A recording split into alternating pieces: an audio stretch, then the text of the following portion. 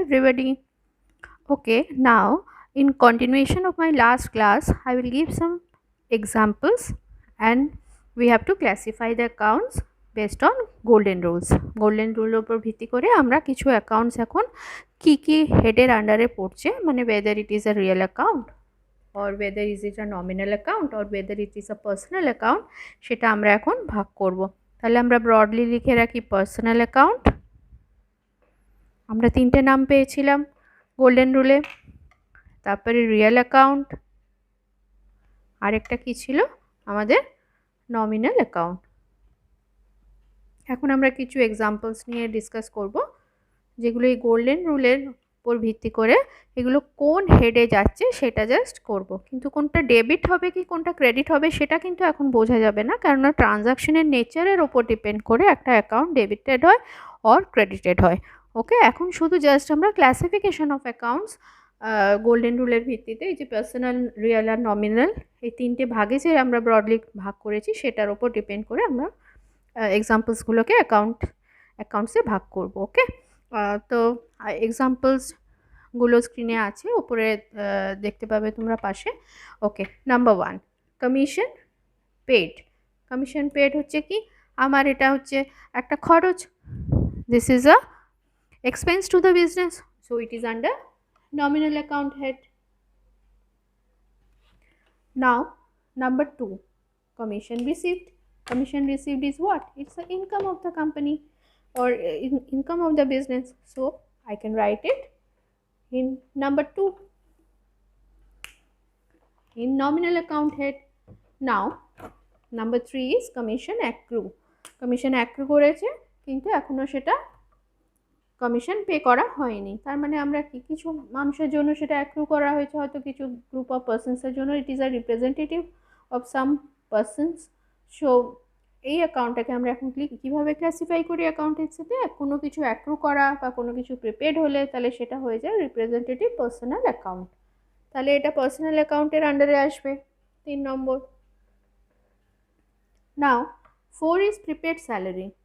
Again it's a representative personal account, আমি বলেছি কি anything that is prepaid or accrued or outstanding, তাহলে এটা কিছু গ্রুপ অফ পার্সনসের জন্য সেটা on behalf of সেই অ্যাকাউন্টটা কাজ করছে, তো that is why we say it's a representative personal account. Okay, then prepaid salary will also go under representative personal account. normally এটা পার্সোনাল অ্যাকাউন্ট হিসেবে বলা হচ্ছে। তারপরে lease hold property, any type of property মানেই সেটা real account. Okay, now that is 5, number 5। Number 6 discount allowed. Discount allowed is what? It's a expense to a business, তো 6 is under nominal account. All expenses and losses মানে কি nominal account. Now carriage inward. Carriage inward 7, number 7 হচ্ছে আমার কিছু expense হয়েছে, কারণ আমি কিছু জিনিসপত্র মানে পারচেস করেছিলাম, সেই পারচেজের যে জিনিস আনতে গিয়ে আমার যে খরচা হয়েছিল, that is called carriage inward. তো carriage inward is expense to the business, it is nominal account, number 7. Number 8 is LIC. LIC is a personal account, কারণ এটা আর্টিফিশিয়াল পার্সন হিসেবে ট্রিট করা হয় অ্যাকাউন্টসে, তাহলে number 8 is personal account. Number 9 ড্রয়িংসটা কি? ড্রয়িংসটা personal account হিসেবে treat করা হয় নাম্বার 9, কারণ কি ড্রয়িংস হচ্ছে কোনো পার্সনের ড্রয়িং মানে কোনো পার্সনকে রিপ্রেজেন্ট করে। ওকে, মানে কোনো হিউম্যান পার্সন, যেটা হিউম্যান বডি আছে, মানে সেই আর্টিফিশিয়াল পার্সন না, কোনো পার্সন যে মালিক আছে তার সেই ড্রয়িং, মানে সেই যখন ব্যবসা থেকে টাকা তুলে নেয় তখন তাকে ড্রয়িংস বলে, তো সেটা তো কোনো পার্সনকে রিপ্রেজেন্ট করছে, তাই it's a personal account. Next rent received in advance. তাহলে অ্যাডভান্স রেন্ট, যেটা অ্যাডভান্স রেন্ট রিসিভড, তাহলে এটাও কি রিপ্রেজেন্টেটিভ অফ পার্সন, তাহলে this one is also a representative of personal account. Number 10 is personal account.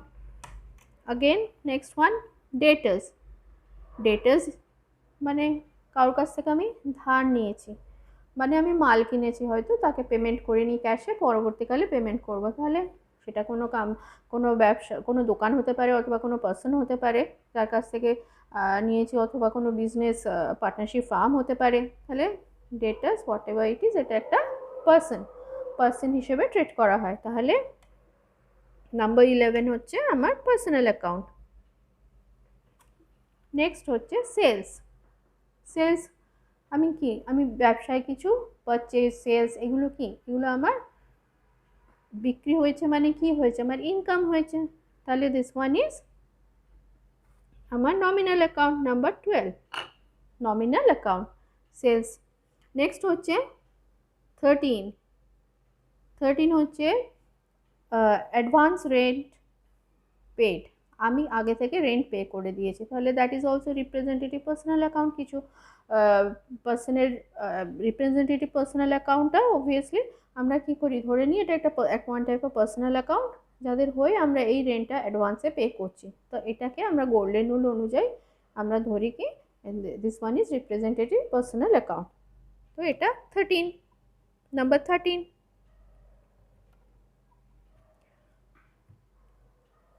Next হচ্ছে bank overdraft.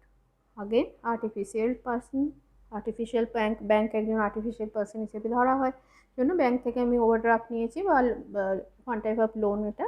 তো সেটাকে আমরা আর্টিফিশিয়াল পার্সন হিসেবে আমরা ট্রিট করি, তাই জন্য এটা পার্সোনাল অ্যাকাউন্ট। ওকে, তাহলে আমরা গোল্ডেন রুল যেগুলো ছিল আমরা আরেকবার বলে নিই। পার্সোনাল অ্যাকাউন্টের ক্ষেত্রে গোল্ডেন রুল কী ছিল? পার্সোনাল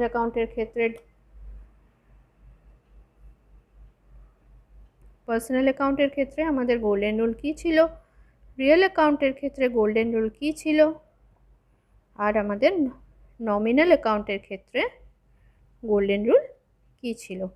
এই তিনটে আমরা আরেকবার একটু ডিসকাস করে নিই ভালোভাবে। আমরা পার্সোনাল অ্যাকাউন্টে কী বলি? Debit the receiver and credit the giver. আর এখানে রিয়েল অ্যাকাউন্টের ক্ষেত্রে কি করি? Debit what comes in, credit what goes out। আর নমিনাল অ্যাকাউন্টে আমরা কি করি? Debit all expenses or losses, credit all income or gains। কিন্তু এইখানে যে অ্যাকাউন্টগুলো দেওয়া আছে এগুলো জাস্ট শুধু অ্যাকাউন্টের ক্লাসিফিকেশন হলো, কোনটা ডেবিট হলো কোনটা ক্রেডিট হলো সেটা কিন্তু এখানে হচ্ছে না, কারণ একই অ্যাকাউন্ট একবার ডেবিট হতে পারে একবার ক্রেডিট হতে পারে, that depends on the nature of the transaction.